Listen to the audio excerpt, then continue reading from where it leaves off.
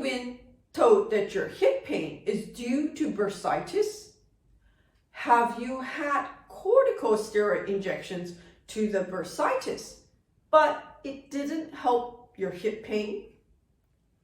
Hi there, it's Neesha from My Favorite Physio. In today's video, I'm jumping in to share with you how we help our patients overcome their hip pain and bursitis without corticosteroid injections. So here at My Favorite Physio, we see lots of patients who come in complaining of hip pain. It is common for patients to present with painful, tender hips around the side of their hip and around the back and the buttock muscles. They would often report that they are unable to lie on that side of their hip to sleep at night due to the pain. They would be walking with a bit of a waddle because of the hip pain, and they would say that sitting for 20-30 minutes really hurts their hip and they struggle to stand up properly by the end of that time. Many would have had x-rays and scans and ultrasounds which would indicate their hip joint is fine, there's no arthritis, but what they see on their scans is bursitis, a little bag of fluid called the bursa that sits between the bone and the tendons that glide over it is inflamed and swollen, causing bursitis, and that is often then decided that is the cause of their hip pain. However, what we often do when we see our patients is we would do a full assessment of their hip joints and discover that actually it's not the bursitis that's causing their hip pain, but the muscles around it. So here's a model of a right hip, and around the back you'll see is where all the buttock muscles will cover around the hip joint.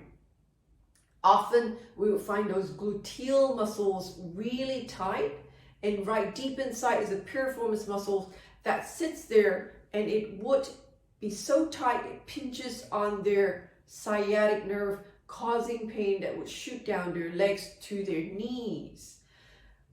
If we treat those muscles and release that muscle tightness, our patients will start to feel their hip pain improve.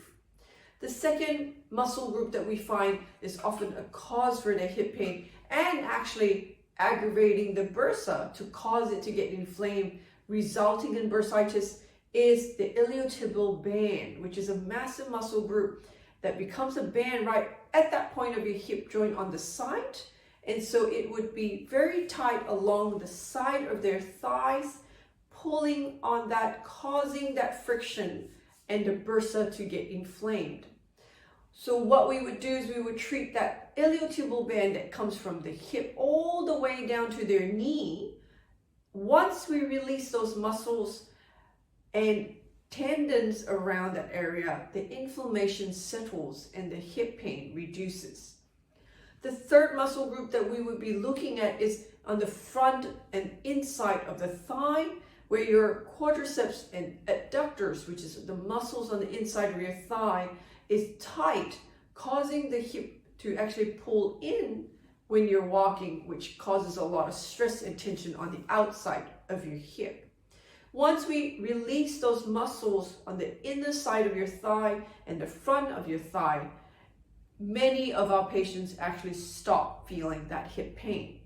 So if you are out there and you've been putting up with hip pain, been told that it's bursitis, and it just didn't improve with corticosteroid injections, it may well be that those muscle groups around your hip and thigh is causing your hip pain.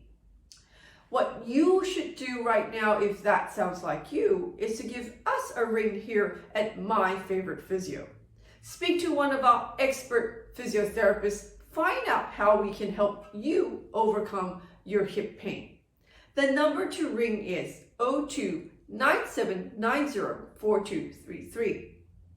And if you know somebody out there in your world who's hobbling around with hip pain to the point that they're using a stick to get around, why don't you like and share this video with them?